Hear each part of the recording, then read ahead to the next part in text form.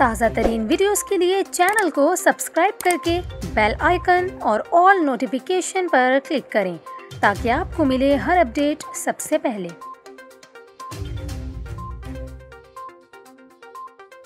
और अभी आपको कराची से अहम खबर दें, जहां कोऑपरेटिव मार्केट में लगने वाली आग से मुतालिक अहम इंकिशाफ सामने आया है। आपको बताएं कि गुज़िश्ता रोज़ सदर रीगल चौक के करीब वाक़े मार्केट में अचानक आग लग गई थी, जिसने देखते ही देखते पूरी मार्केट को अपनी लपेट में ले लिया। इस हवाले से अब कोऑपरेटिव मार्केट के ताजरों ने इल्ज़ाम आयद किया है कि मार्केट में आग केमिकल डालकर लगाई गई है।